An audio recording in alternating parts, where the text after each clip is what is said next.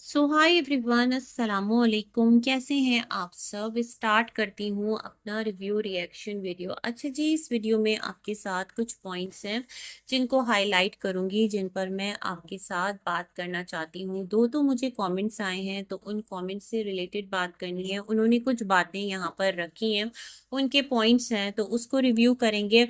जरूरी है इस सिचुएशन में इन तमाम तर चीजों को भी डिस्कस कर लिया जाए। और एक और चीज सलमा से रिलेटेड है, तो उस पर भी मैं बात करना चाहती हूँ। सबसे पहले मैं यहाँ पर बात करती हूँ कि अरबी जो है ना, वो इस टाइम कराची आए हैं। और अच्छा, जैसे अरबी आया है कराची, तो उसने यही कहा कि उसे कुछ काम था और अपनी एक फीलिंग्स बताई कि जो बच्चे हैं वो इस तरह, जाहिर सी बात है, बाप चाह रहा होता है तो परेशान हो जाते हैं। अपनी बेटी का हवाला दिया। तो यहाँ पर मुझे कमेंट आया है कि जो अरबी की पहली मिसेज है ना, वो कराची बेस्ड है।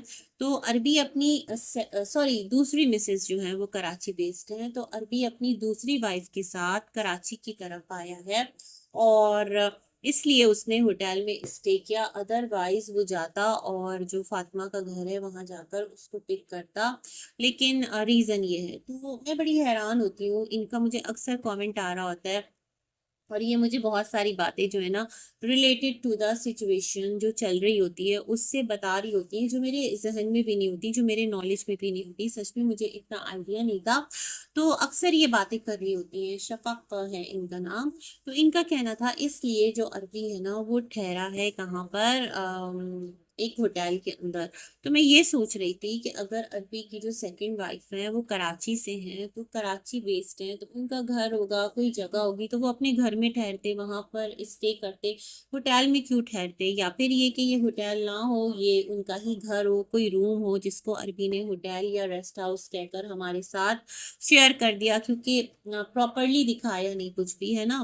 व्लॉग में ये दिखा देता, बल्कि वो बैठ कर उसने एक डिस्क्रिप्शन दे दी। चलो जो भी है, इनकी लाइफ है, शादी है, जिस तरह से ये रहे, हमें क्या है ना। ये नहीं शेयर करे तो हम भी नहीं बात करते। बस मैं इसलिए बात कर रही हूँ कि मुझे एक कमेंट आया, उन्होंने अपना एक पॉइंट ऑफ व्यू रखा, तो मैंने कहा चलिए जी इस पर बात करते हैं। दूसरा एक और कमेंट आया है, वो कमेंट है कि जो शाहरुख तमन्ना से रिलेटेड बातें कर रहा है, अगर इसमें कोई ऐसी बात होती, झूठ होता या फिर कुछ ऐसा होता, तो असगर फौरन आता और या फिर सलमा आती और एक शटअप कॉल देते हैं। देखें, उसमें झूठ होता सच होता, इस पर तो मैं बात ही नहीं करी। हाँ, ये जरूर है कि असगर ने हमेशा एक बात कही है, और उनका कहना ये है कि जो बड़े हैं ना उन पर बात करो। और क्या कहते हैं, जो भी फैमिली के बच्चे हैं या बच्चियां हैं, ठीक है, वो अडल्ट हैं, लेकिन है तो बच्चे बच्चियां अभी, है ना। तो माँ बाप जब तक उनके हैं, तो उनसे तो बिल्कुल बर्दाश्त नहीं होगा कि कोई भी उनकी औलाद पर कोई भी लफ्ज कहे या बात करे। तो हमेशा जो मिस्टर असगर हैं वो आते हैं, कम्युनिटी पोस्ट लगाते हैं, और जब भी कोई इस तरह की एक चल रही होती है ना सिचुएशन, तो उसमें आकर कहते हैं कि सितारा साजिद, आप रोक लो फलाने को, वो बच्चों पे बात ना करे, आप रोक लो उसको, अदरवाइज मैं यहाँ से आऊंगा, और फिर जब मैं आऊंगा अपने चैनल पर, तो फिर जब मैं बोलूंगा तो फिर सबकी बोलती बंद करवा दूंगा। तो ये बात तो है कि असगर और सलमा, इनको क्या शाहरुख की वीडियो के बारे में कोई सुनगुन नहीं है, या उन्हें ये अंदाजा नहीं है कि ये किस तरह से उनकी बेटी का नाम आगे मेंशन कर करके क्या कर रहे हैं, अपना कंटेंट बना रहे हैं, या जो भी बातें कर रहे हैं, सच कर रहे हैं, झूठ कर रहे हैं। या तो हर आए दिन एक स्टेटमेंट चेंज होता है ना, तो किसे पता कौन सी स्टेटमेंट सही है, कौन सी स्टेटमेंट गलत है। लेकिन फिर भी बतौर फादर, अब आप कहाँ हैं, अब आप आकर क्यों नहीं मेंशन करते शाहरुख को या फिर शाहरुख के किसी भी बड़े को, क्या आप रोको इनको और इस तरह से बात ना करो। जैसे बीना बाजी है, उन्होंने शाहरुख को कुछ बातें कही, तो शाहरुख ने आकर अपनी वीडियो में क्लैरिफिकेशन दी ना। तो अब इस टाइम जो असगर साहब हैं, आपकी क्यों नहीं कम्युनिटी पोस्ट आ रही कि शाहरुख आप बात मत करो, आप मेंशन कीजिए जो यहाँ पर सारी पब्लिक है उसको भी, ताकि पता चले ना कि आपके अंदर एक वो जो है एंगर, वो जब जब आपके बच्चों पर बात होती है तो आपको नागवार लगता है, आपकी औलाद का नाम लिया जाता है। तो इस टाइम आप क्यों साइलेंट हैं? लाइकवाइज जैसे हम कह रहे हैं ना कि जो सितारा की साइड है वो क्यों शाहरुख को नहीं रोक रही? क्योंकि देखें, जो शाहरुख है ना, जो भी बातें कर रहा है, उसको करने के बाद क्या हुआ है, वो तमाम तर कंट्रोवर्सी दोबारा से पुरानी वॉइसेस के साथ, पुराने जो भी उस टाइम चीजें लाकर रखी गई थी, मैं उसको प्रूफ बिल्कुल भी नहीं कहती। प्रूफ तब तक नहीं है जब तक कि वो किसी वैलिड ग्राउंड पर जाकर साबित ना हो जाए, तब हम उस पर बात करें। कोई जगह है जहां पर जाकर वो ऑथेंटिसिटी है उसकी, वहां जाकर रिपोर्ट हो रहा है। यहाँ तो हर 4 दिन बाद एक नया स्टेटमेंट आता है और पुराना स्टेटमेंट उसके साथ क्या होता है, खत्म हो जाता है। तो जो भी कुछ है, तो जो भी चीजें उस टाइम आई थी वो चीजें दोबारा से रिवाइव की जा रही हैं। तो सितारा भी नहीं रोक रही और सलमा भी नहीं रोक रही।